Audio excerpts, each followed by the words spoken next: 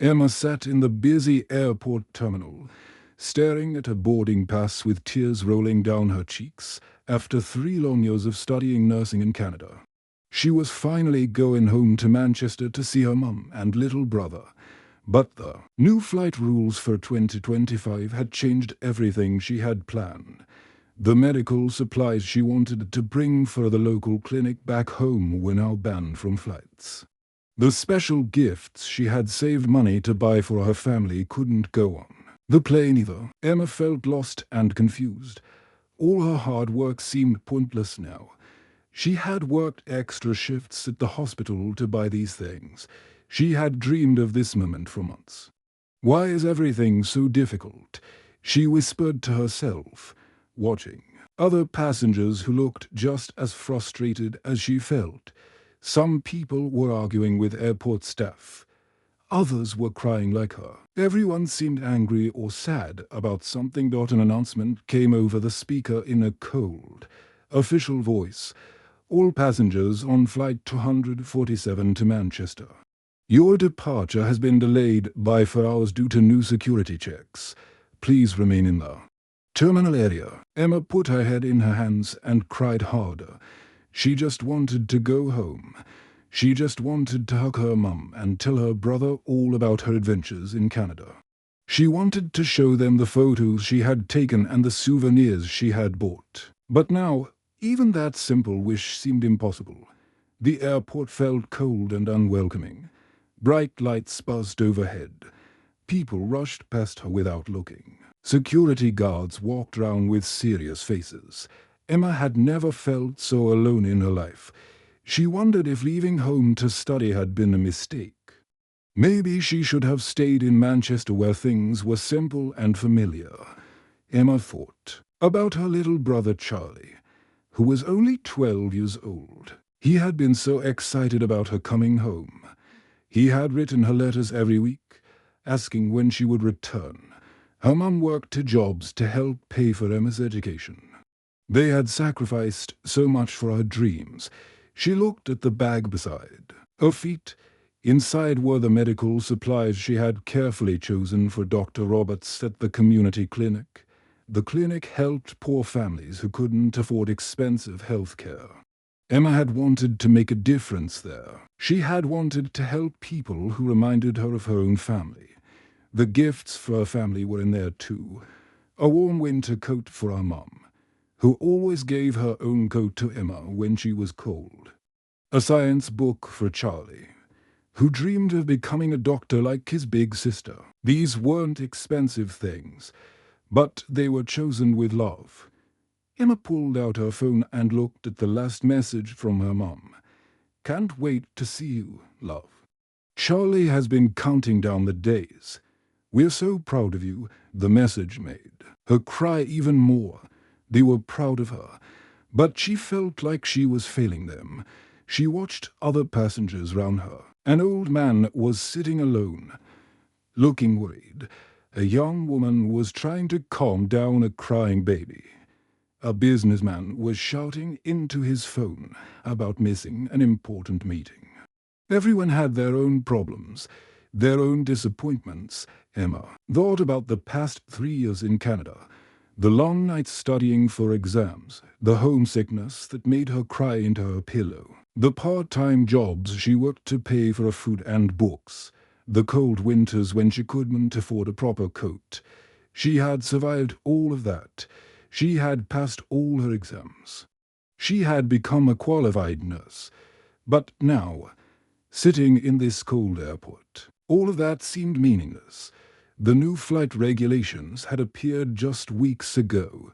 Nobody had time to prepare. Emma didn't understand why bringing medical supplies to help sick people was suddenly dangerous. She didn't understand why gifts for her family were not allowed. She looked round the terminal again. Despite feeling sorry for herself, Emma noticed that other people needed help too. Her nursing training had taught her to notice when people were in distress. The old man looked like he might be having trouble with his heart medication. The young mother seemed exhausted and scared. Emma wiped her tears and took a deep breath. She remembered what her nursing instructor had always said, a nurse's job is to help people. Even when she doesn't feel strong herself, maybe especially when she didn't feel strong herself. Deep down, Emma knew she was stronger than this moment. She had overcome bigger challenges before. She had left everything familiar to chase her dreams. She had studied in a foreign country. She had learned to be independent. She just had to find a way through this. Emma stood up slowly, picked up her bag, and looked round the terminal with no eyes. Maybe this delay was happening for a reason. Maybe there was something she was supposed to learn or do here. Maybe her journey home was just beginning in a different way than she had expected. As Emma sat feeling sorry for herself, wiping away the last of her tears, she noticed an elderly man nearby struggling with his heavy luggage. His name tag read William, and he looked very worried. He kept checking his watch every few minutes and sighing deeply. His grey hair was messy and his hands were shaking a little as he tried to lift his suitcase. Emma's nursing instincts kicked in immediately. She had been trained to notice when people needed help, even when she was having her own problems. She stood up and walked over to the old man. "Are you all right, sir?" Emma asked gently, using the kind voice she used with patience. At the hospital, William looked up at her with tired but grateful eyes. "Oh, bless you for asking, dear," he said with a kind smile that reminded Emma of her own grandfather. "I'm trying to get home from my grandson's wedding tomorrow, but these new rules, I don't understand them at all. The airport staff keep talking about regulations and forms, but I'm just a simple man.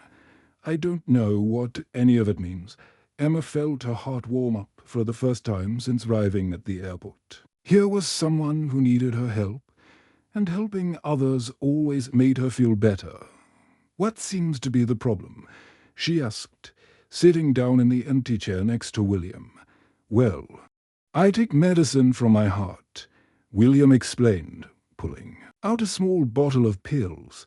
"The security people say I need special papers for it now, but I've been taking these same pills for 10 years. I don't understand why there's suddenly a problem." Emma nodded, understanding. "Don't worry. I'm a nurse. I can help you understand what they need." She looked at William's medication model and began explaining the new rules in simple words he could understand. As they talked, Emma noticed other passengers nearby who seemed to be listening to their conversation. One was a young woman about Emma's age with curly brown hair and a friendly face. The other was a man in a business suit who looked stressed and kept checking his phone. "Excuse me," the young woman said politely. "I couldn't help but overhear. Are you both having trouble with the new flight rules too?" Emma and William looked at her. "Yes, we are," Emma replied. "I'm Emma, and this is William." "I'm Lucy," the young woman said with a warm smile. "I'm a teacher from Birmingham. And you look like you might be having the same problems we are," she said to the businessman. The man looked up from his phone. "I'm Tom," he said with a tired voice, "and yes, I'm definitely having problems. I'm supposed to be flying to London, but everything is delayed and confusing." Soon, the four strangers found themselves sitting together in a small circle, sharing their stories and frustrations. Emma discovered that they were all facing similar problems with the new flight restrictions. But each person had their own special challenges. "My teaching materials are all banned now," Lucy said sadly, pointing to her large bag. "I was bringing books and supplies for children who don't have much. I work at a school in a poor area of Birmingham. The children there don't have many books at home, so I always try to bring them extra materials to help them learn." Lucy's eyes filled with tears as she continued. "I saved up my own money to buy these books. I spent weeks choosing the perfect ones for each. Child, and now they're telling me I can't bring them on the plane because they might be dangerous somehow. How can books be dangerous? Tom shook his head in sympathy. And I'm missing my daughter's graduation. He added quietly, she's been waiting for me to come home from this business trip. Today is the most important day of her life so far, and I'm stuck here in this airport instead of being there to cheer for her. Tom's voice got quieter as he spoke. She's the first person in our family to finish university. We're so proud of her. I promised her I would be there. I've never broken a promise to my daughter before, and now I don't know what to tell her. Instead of sitting round feeling sorry for themselves, the four strangers decided to help each other. Emma used her medical knowledge to help William understand his medication rules. She explained what forms he needed to fill out and helped him organize his papers so the security staff could understand them better. Lucy, who was good with technology because she was a teacher, showed Tom how to video call his daughter. Look, she said, pulling out her phone, you can still watch her graduation ceremony. It might not be the same as being there, but at least you won't miss it completely. Tom was amazed. I never knew phones could do that. He said gratefully, my daughter is always trying to teach me about technology.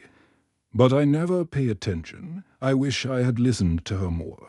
Meanwhile, Tom used his business experience to help Emma figure out the complicated paperwork for shipping her medical supplies.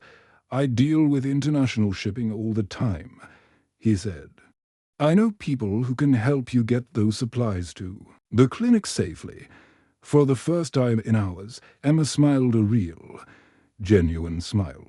She looked round at her three new friends and felt something she hadn't expected to feel in this cold and welcoming airport. She felt hope. She felt like she belonged somewhere.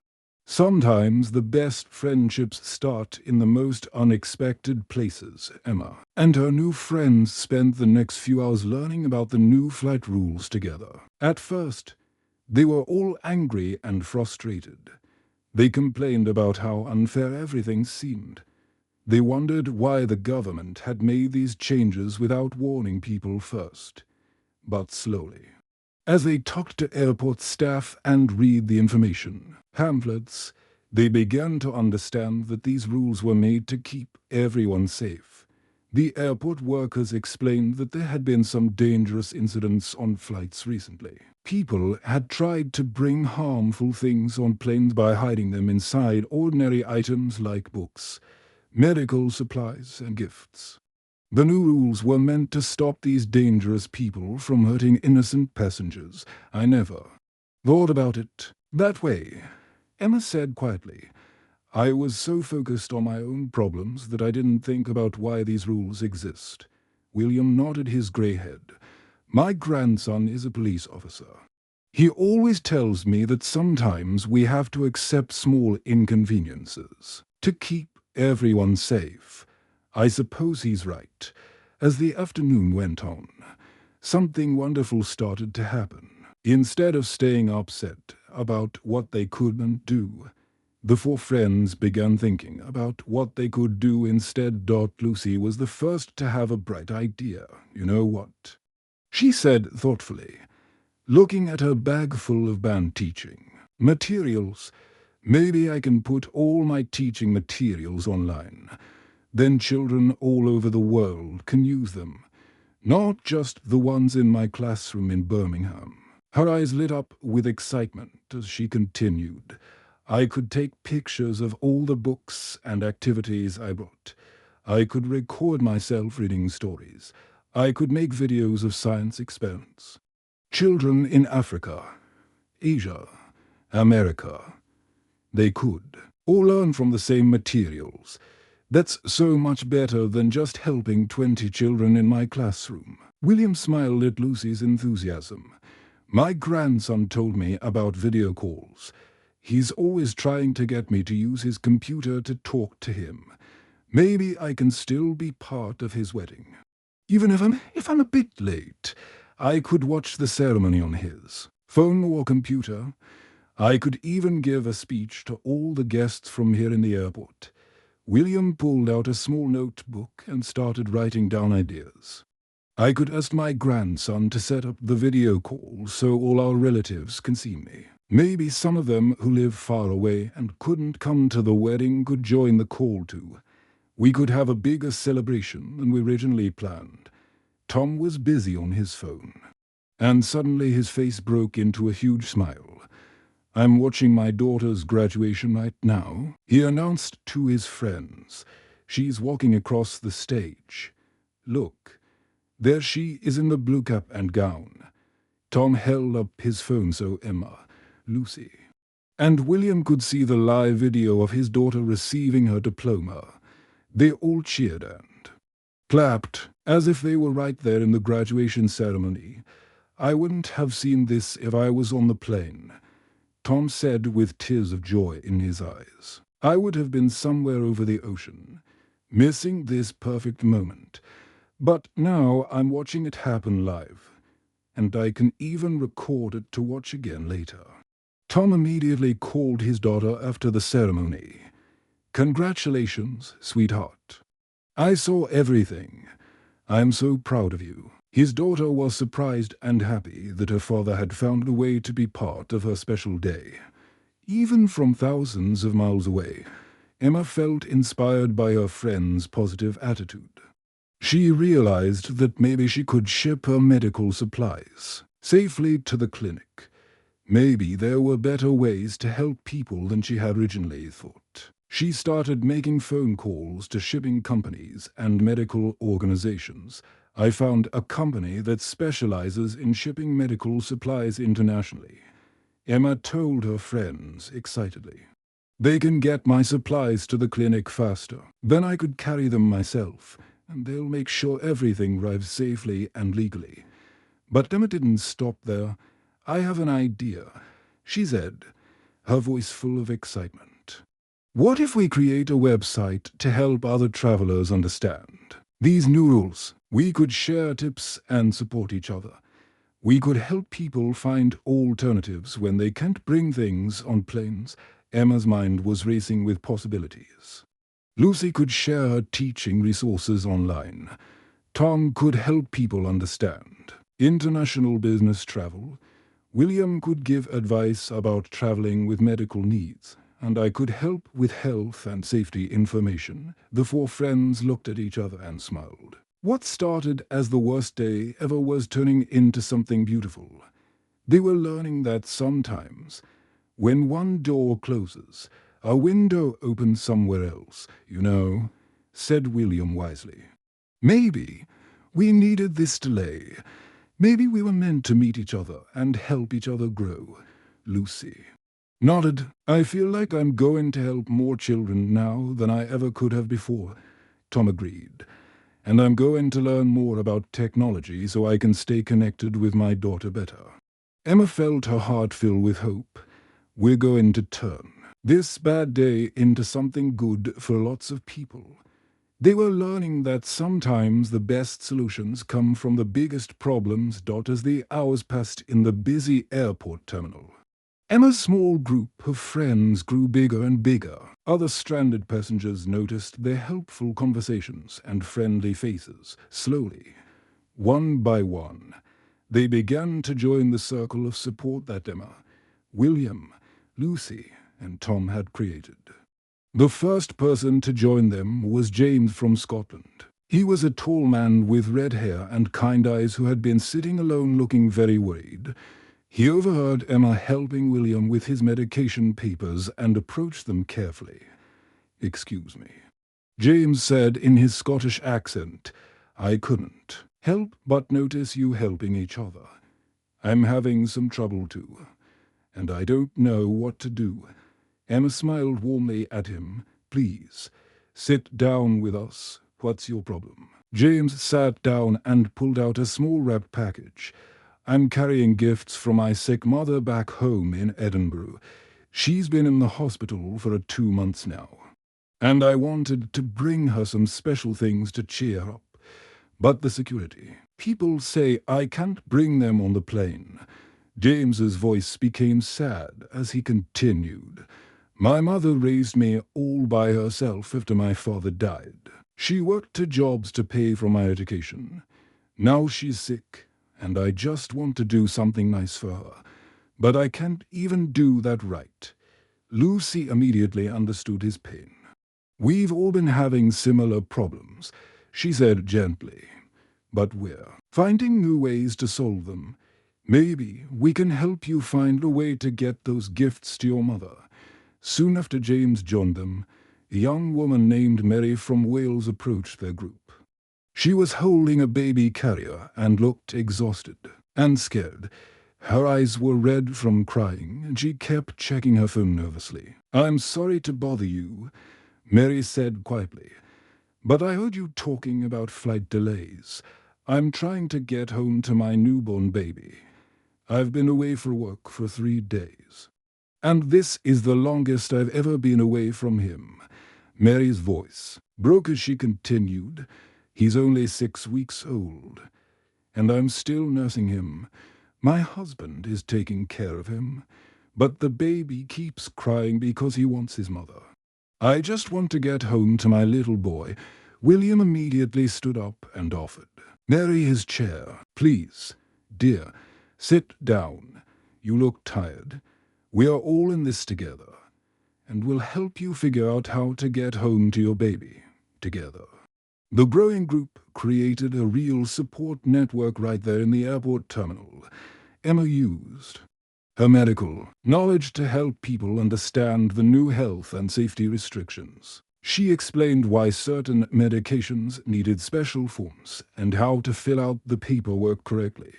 Lucy, with her teaching experience, naturally started helping the children whose flights were delayed.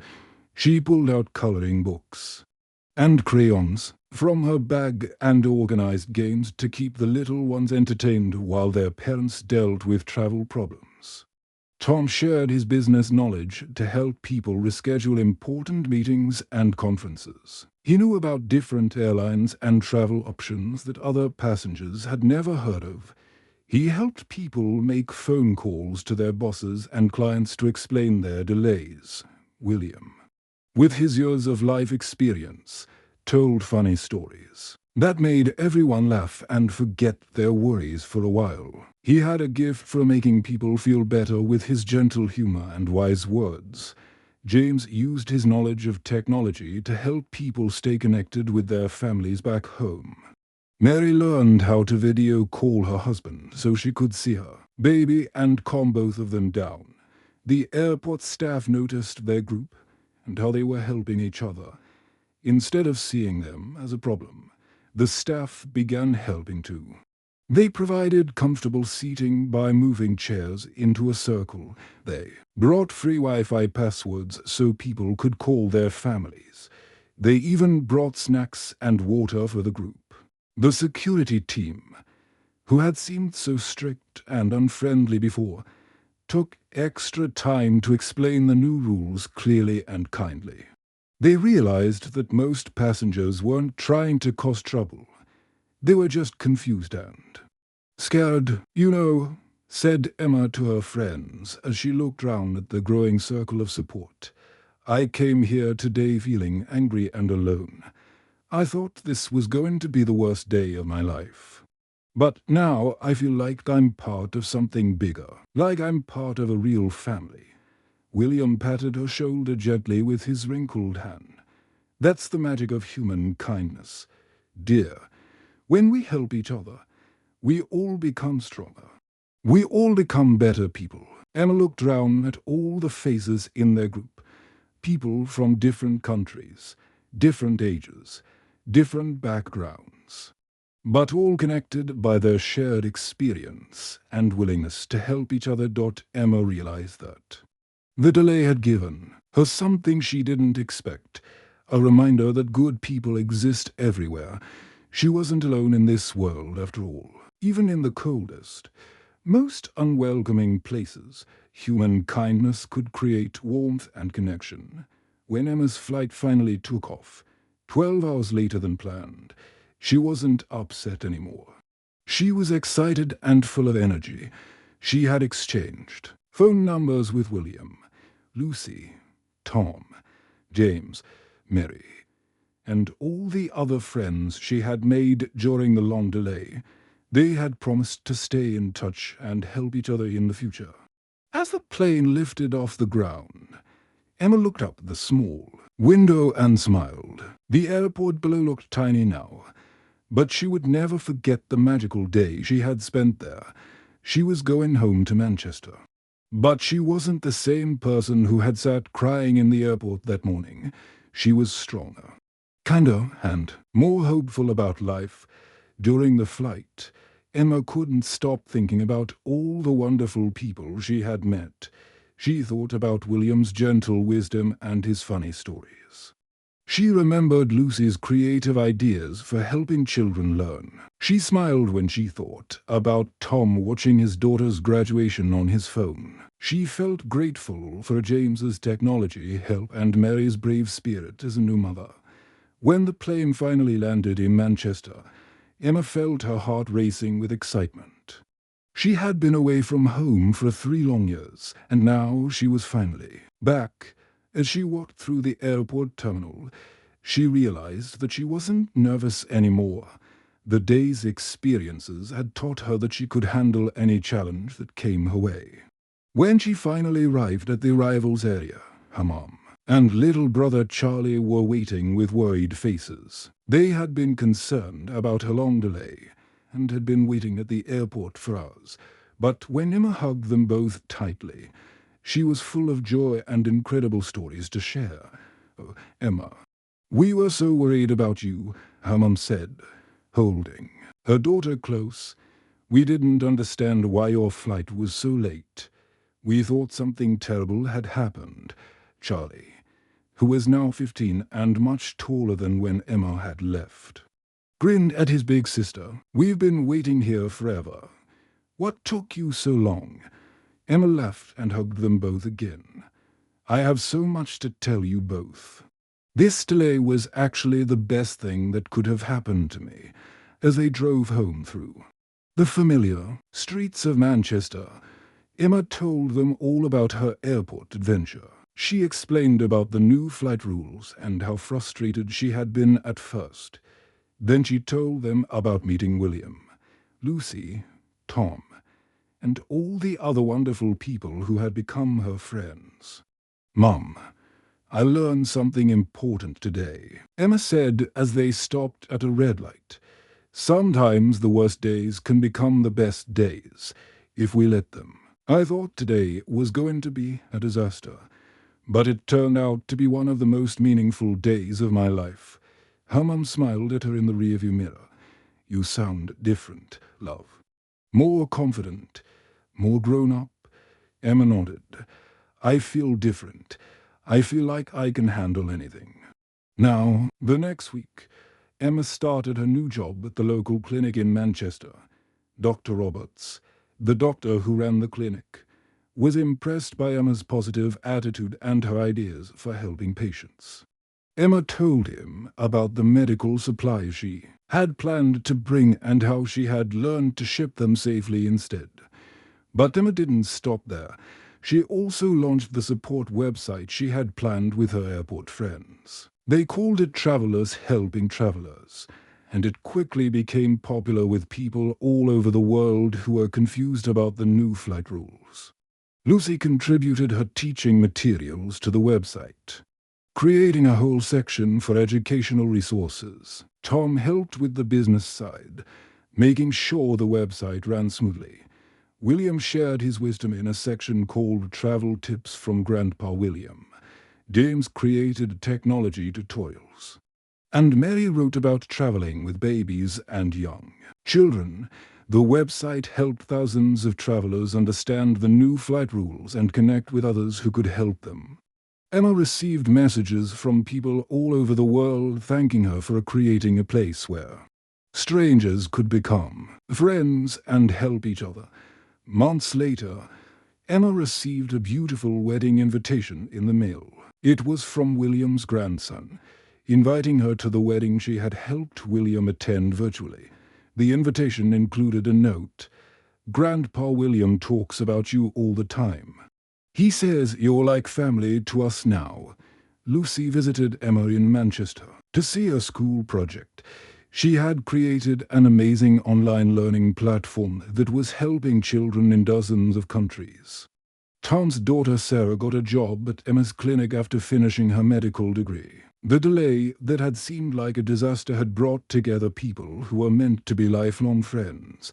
Emma learned that sometimes the longest road home leads to the most beautiful destinations. She had left Canada as a scared young woman, but she had arrived in Manchester as a confident adult who knew that kindness and friendship could overcome any obstacle. The end.